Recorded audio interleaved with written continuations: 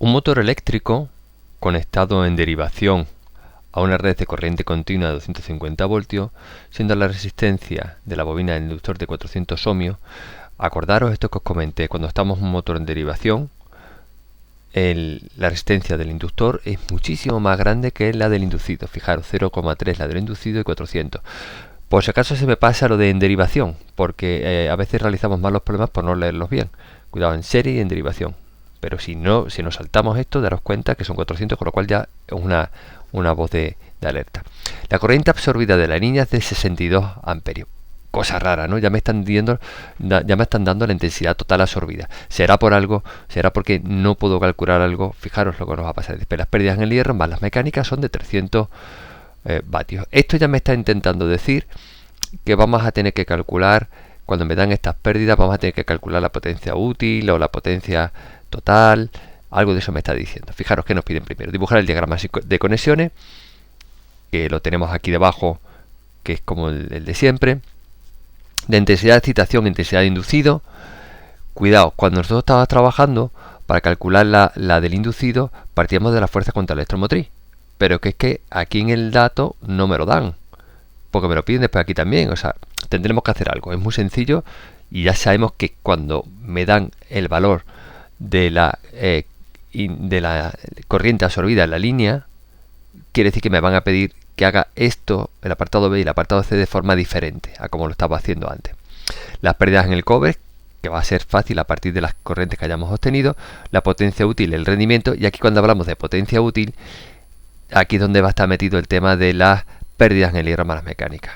Porque para calcularla, nosotros, como no nos la están dando, vamos a partir de la potencia absorbida y vamos a ir quitándole todas aquellas pérdidas que tengamos, que son las del hierro más las del cobre que tenemos aquí, que hemos calculado antes.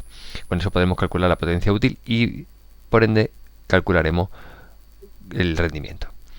La corriente en el arranque. Y si queremos limitar la corriente del arranque a 120 amperios, determinar la resistencia que debemos colocar, es decir, el termostato de arranque.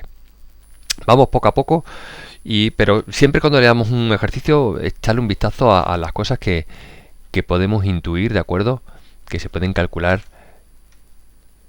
o que podemos no meter la pata cuando lo estemos calculando. El apartado A ya lo tengo puesto ahí. El apartado B nos dice intensidad de excitación, intensidad de inducido. A ver, la de excitación la podemos calcular fácilmente. Nuestra corriente de excitación igual al voltaje partido por la resistencia de excitación. El que tenemos serían 250 y la corriente de excitación que echemos 400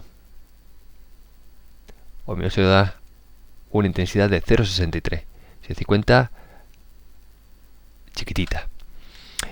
Ahora, ¿cómo calculo yo la del inducido? La del inducido yo no puedo calcular como lo estaba haciendo antes. Pero ¿qué pasa? Que me están dando la corriente total. La intensidad total sabemos que es igual, como está en derivación, a la intensidad de excitación va la intensidad de inducido. Entonces la intensidad del inducido, fácil, la intensidad total menos la intensidad de excitación. La intensidad total no me la están dando, que son 62,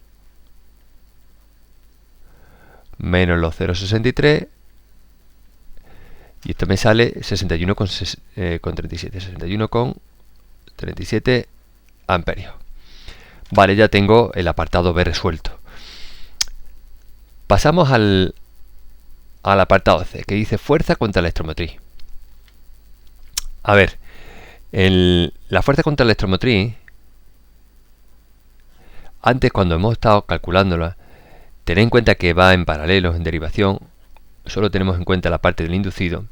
Era igual a la corriente del inducido multiplicado por la resistencia del inducido va la fuerza contra la electromotriz.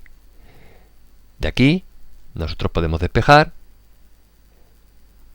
y la fuerza contra la electromotriz es igual al voltaje menos la intensidad del inducido por la resistencia del inducido.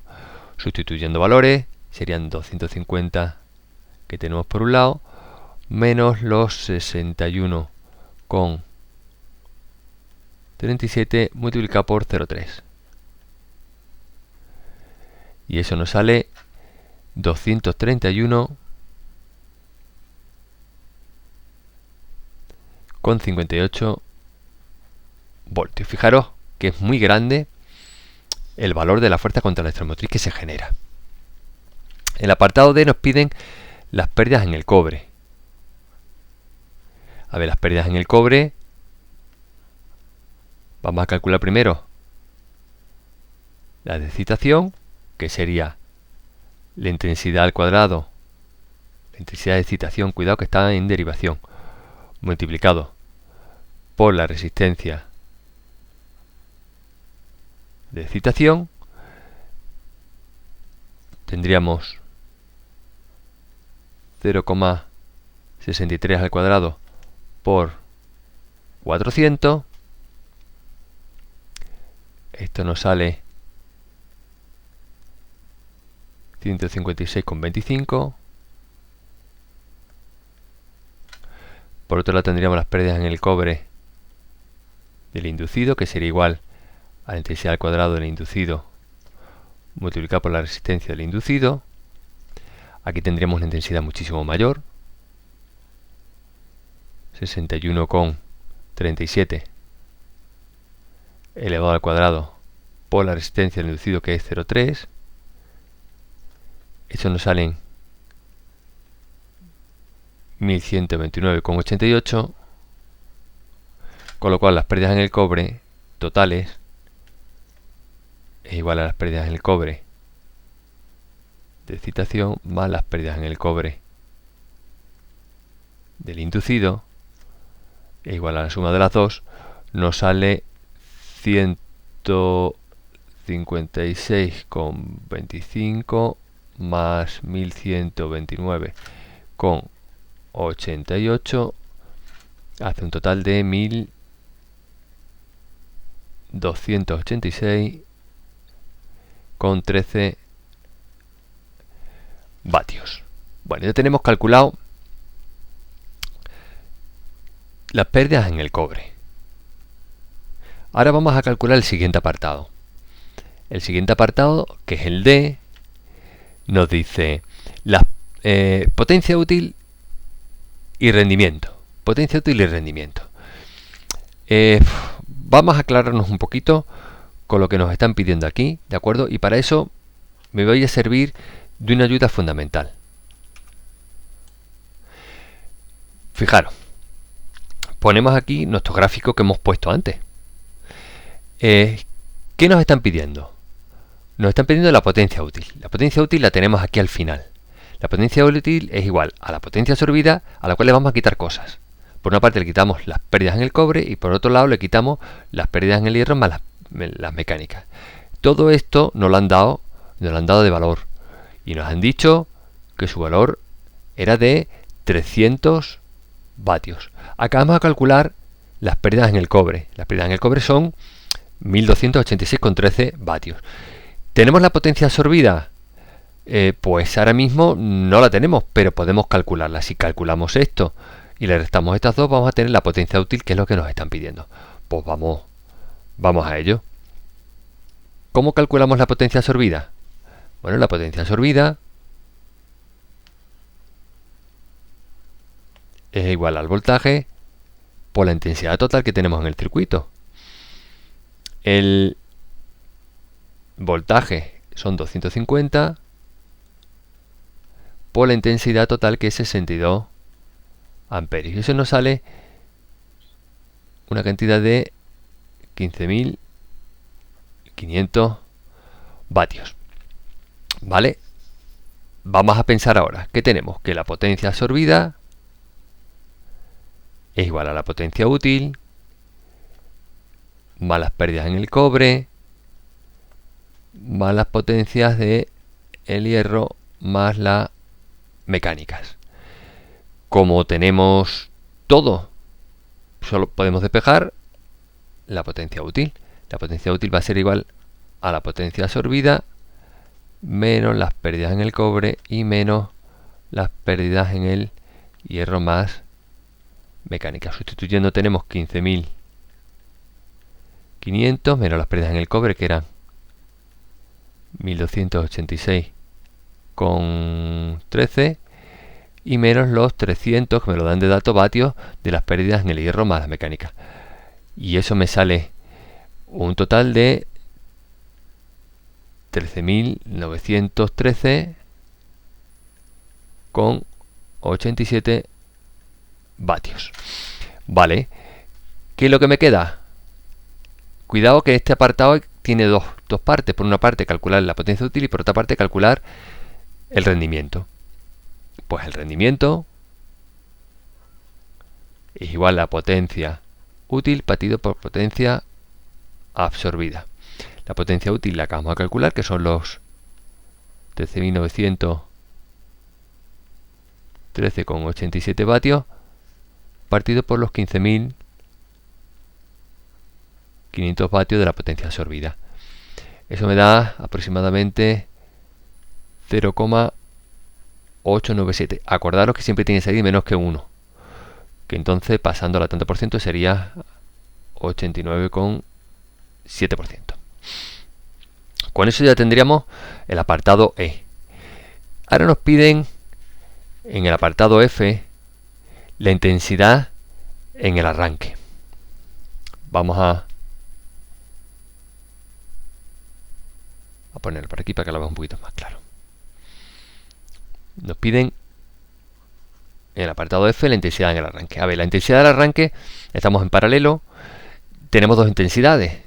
Tenemos por un lado la intensidad en la parte que corresponde a la excitación y la del inducido. Siempre se tiene en cuenta la del inducido, puesto que la de excitación siempre es constante y es muy pequeñita. Hemos calculado antes, vamos a verlo si queréis, hemos calculado antes que la corriente de excitación es 0,63, mientras que la corriente total es de 61. Ahora cuando veamos el arranque vamos a dar cuenta que me va a salir una intensidad brutal y que esta 0,63 es prácticamente insignificante. Entonces, ¿qué se puede poner? Partir solamente de la parte que no me interesa y decir que la intensidad en el arranque es igual al voltaje partido por la resistencia del inducido. Eso me sale que son 250 partido por 0,3 y eso me sale, fijaros, una cantidad enorme, 833,33 amperios. Hay que tener en cuenta que en el arranque la fuerza contra la electromotriz es 0, esto es igual a 0 y podemos decir que la corriente en el de excitación es despreciable, porque es una cantidad muy pequeñita, 0,63. Fijaros, con esta cantidad es muy chiquitita. Si alguno se encabezona y quiere ponerlo, podría poner que la intensidad del arranque sería los 833,33 más 0,67, ¿de acuerdo? 0,63, lo que haya salido. Nos queda el último apartado G. Nos piden que calculemos la resistencia que tenemos que tener en el arranque nosotros para conseguir que la intensidad sea como tope 120 amperios. Vale,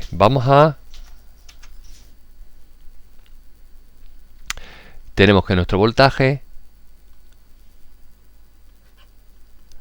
es igual a la intensidad de arranque multiplicado por las dos resistencias que tenemos, que es la resistencia del inducido más la resistencia del rheostato de arranque, ¿de acuerdo? En el arranque.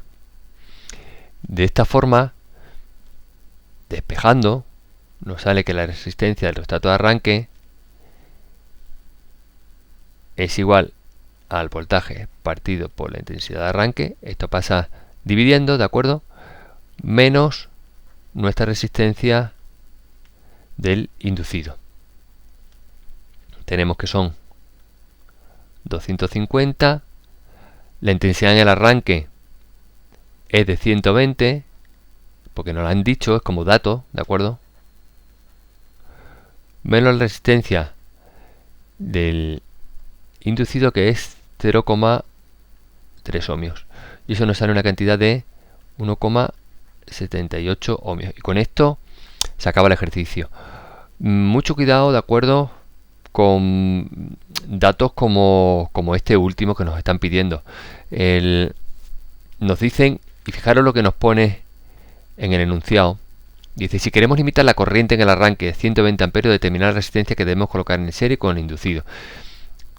Siempre cuando se nos pide esto, nos vamos directamente, cuando estamos al arranque, la parte del inducido. Nada de excitación, ¿de acuerdo? Bueno, espero que os haya servido de ayuda.